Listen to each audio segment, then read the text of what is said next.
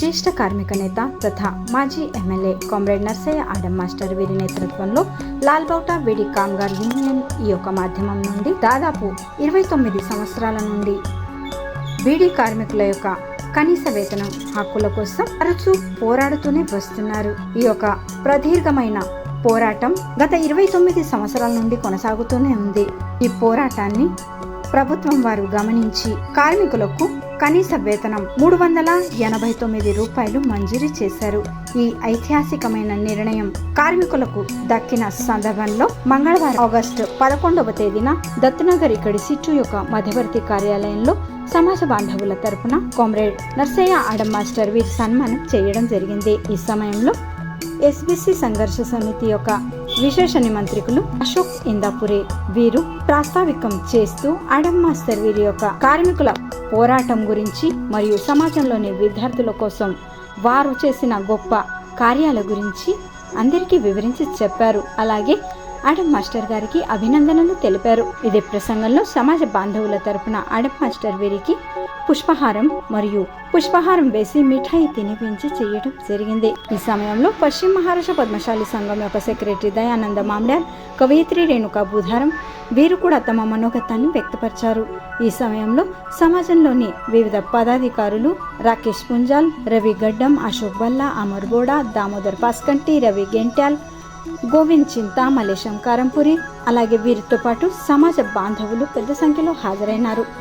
ఈ సమయంలో మాజీ ఎమ్మెల్యే కామ్రేడ్ नरसय्य आडम गाరు మాట్లాడుతూ ఇలా అన్నారు. काम बघा आणि काम आज वयाच्या 83 काल मी त्यांना भेटायला आलो, त्यांना विचारले मात्र तुझं वय किती? 83 वर्ष वय. मी त्यांना विचारलं 86 वर्षाचं वय. एकही गोळीने कुठला आजार पण नाही, फक्त उद्योगामुळे थोडंसं कमी ऐकू येत आहे. परंतु आजही त्यांचं दररोज सकाळी 2 तास संध्याकाळचं 2 तासाचं वाचन कितीपैकी आपल्या मित्र वाचतात. इंजिनिअरिंगला जाणारे विद्यार्थी सुद्धा वाचत आहेत. अशा लोकांना माझा सल्ला आहे की एकदा तुम्ही मास्तरांचं जीवनचरित्र बघा, त्यांच्याप्रमाणे बनण्याचा प्रयत्न करा. आपल्याला पुढचा भविष्यकाळ अत्यंत चांगला राहील. आडम मास्तरांनी जे काम केलं खरं तर त्यांचा समाजाच्या वतीनं मोठा सत्कार व्हायला हवा. समाजाचं जो होईल त्यावेळेला होईल. परंतु आज नाही आपण समय विचार घेऊन आपल्या पद्मशाली समाजाच्या वतीने मास्तरांना एक आपण पुष्पहार करून त्यांनी जे काम केलं आमच्या माता भगिनींसाठी, त्यांच्या त्या कामासाठी आपण त्यांना एक सत्कार करायचा आपण योजना पण सगळ्यांना घातला. त्याबद्दल मी सगळ्यांना धन्यवाद देतो. आणि मला माहीत आहे आपण माझ्यापेक्षा जास्त या बीडी कामगारांचं किमान वेतन जे वाढवून मिळालं त्याच्या पाठीमागं काय काय त्यांना करावं लागलं ते मास्तरांचे तोंडून आपल्याला ऐकायला आवडेल. कारण बऱ्याच जणांना माहीत नाही आहे त्याच्यामध्ये काय काय अडचणी आल्या, त्या अडचणी कशा पद्धतीनं त्यांनी दूर केल्या. आणि सरकारला पटवणं अतिशय कठीण आहे, पण सरकारला त्यांनी पटवलं आणि सरकारने काम मान्य केलं. ते आपल्याला मास्तरांचे तोंडून ऐकायचे आहे. त्या अगोदर मी आमच्या रेणुकाताईंना विनंती करतो. सर्व समाज बांधव, तर आज एक विजय संपादन केलेलं एक त्यानिमित्त मास्तरांना आपण सत्कार करण्यासाठी या ठिकाणी सगळे जमलेले आहोत. तर बीडी कामगारांचं जीवन एकदम सगळ्यांचंच बीडी कामगारांचं जीवन सगळ्यांनाच माहीत आहे. की असं नाही की कोणाला माहीत नाही असं नाही आहे की कुठल्या परिस्थितीत जीवन जगत असते. तर त्यांच्या किमान वेतन या प्रश्नासाठी मागील 29 वर्षापासून लढा करत होते. कित्येक वेळा मोर्चा पण निघाले, कित्येक वेळा सगळ्या गोष्टी कोर्टात केलेल्या होते.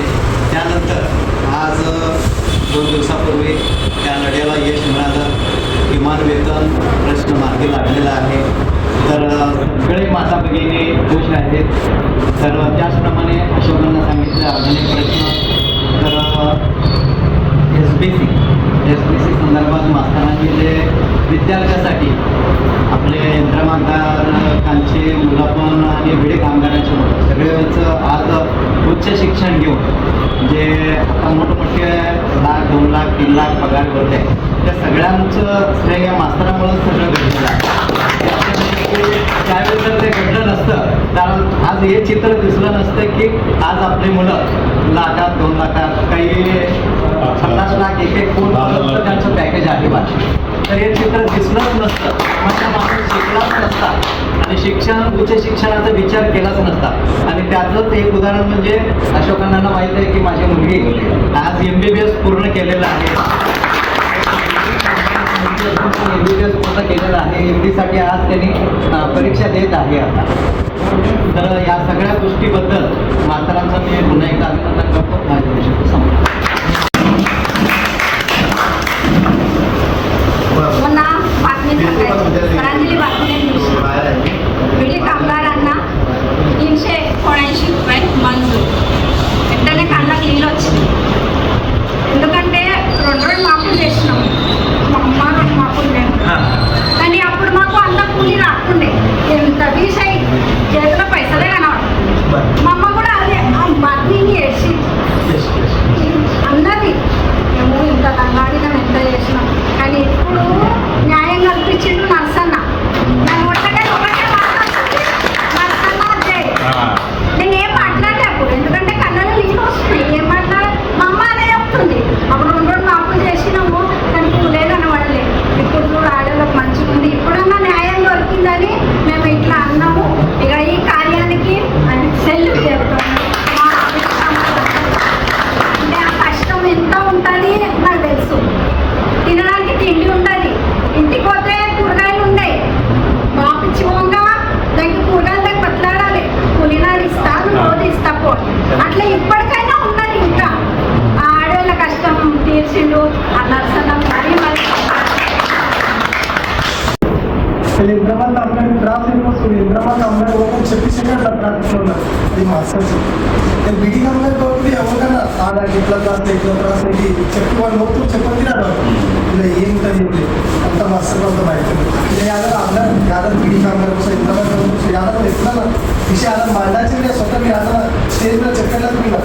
ఆడ చెప్తాము ఎందుకంటే వాళ్ళు ఇప్పుడు ఉన్న కామగారు అందరూ వాళ్ళు ఫ్యామిలీ కింది నుంచి లెవెల్ రాజేదాకా వాళ్ళు అనిపిస్తుంది. వాళ్ళకి కింది లెవెల్ చేయడం కూడా తెలుసుకోండి. ఉండే అన్నీ ఉండే వాళ్ళకు కొరడా ఇచ్చింది, మీకు కొరడా ఖర్చింది.